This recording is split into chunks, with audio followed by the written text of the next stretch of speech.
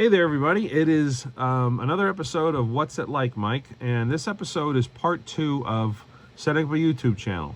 Now, real quick, we did go over in part 1. You want to pick a name, get up on your brands, get up on social media, start making videos, use something basic like iMovie. But part 2, a little bit more of what you should do. Go under the customization tab on YouTube, and you want to go ahead and put a description in. They'll ask you for a banner. It's a certain size. You can look it up. You're going to want to have a little description.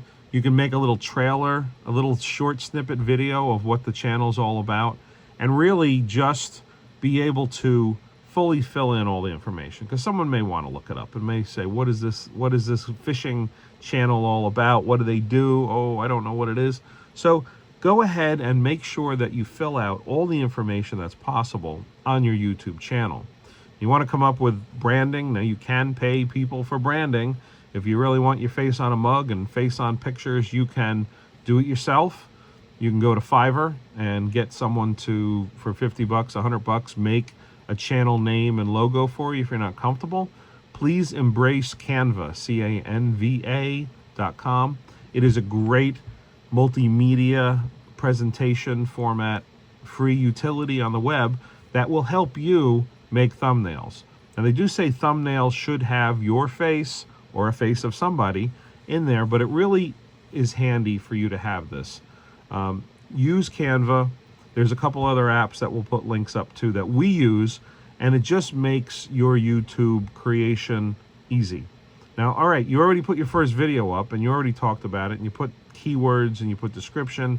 You made sure it was listed not for kids. You did make sure there was no promotional material, like did you get a free fly rod when you talked about Billy's fly rods? Then you got to make sure you put it in there. Now, it'll be some time before you will be monetized. Now, what's monetized? We're going to talk about it in a future episode, but you need at least 1,000 subscribers and 4,000 view hours to be considered for monetization. What does that mean? Well, other than those requirements, you will need to really put a lot of work in your channel. It can take people months, it can take a year to get to that level, and once you submit your application, they'll come back typically in a week. Mine came back quicker than that. And you're able to make a little bit money for the ads that are on your channel. Now, you or your friends may see ads on your channel now as a new YouTuber, a creator, but you're not getting paid for that, okay? So just understand that. So it's very important to understand that if your goal is just to have a video diary out there and you don't care, you still want to make it quality, you still want to make it entertaining, you still want people to watch your channel. If the goal is to eventually make some money out of it, yes, keep in mind that your topics, your language, all these things about your videos or in your videos will eventually come to light if you are going to be monetized. What do you mean?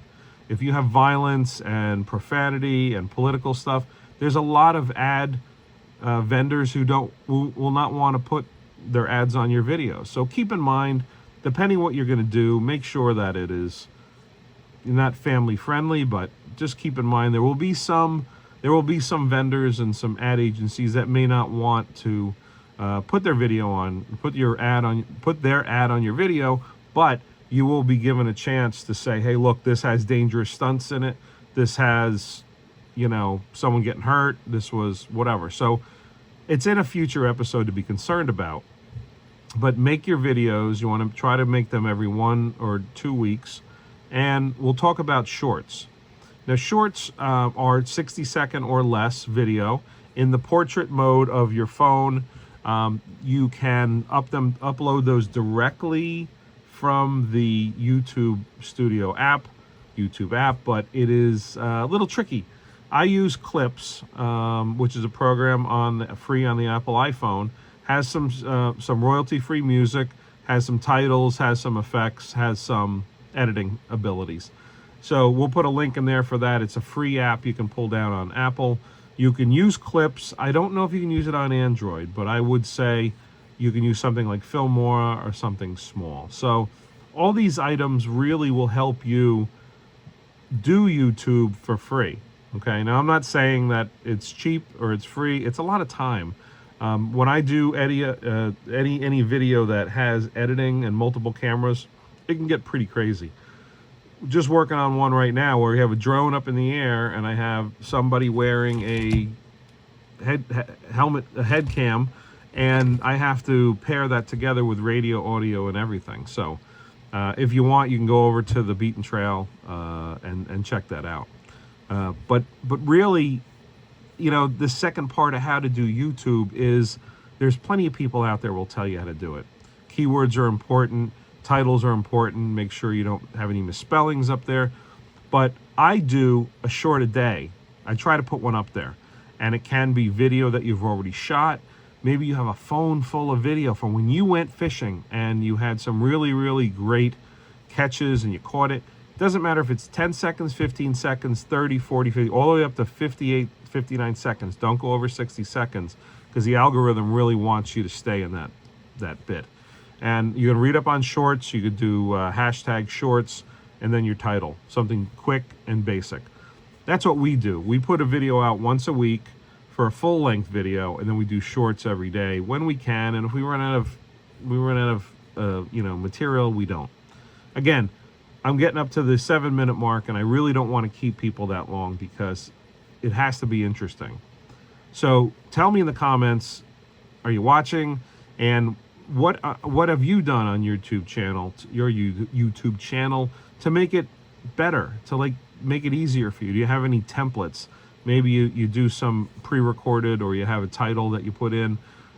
We try to make it entertaining. Again, this is just my experience of part 2 of really when I got started doing YouTube.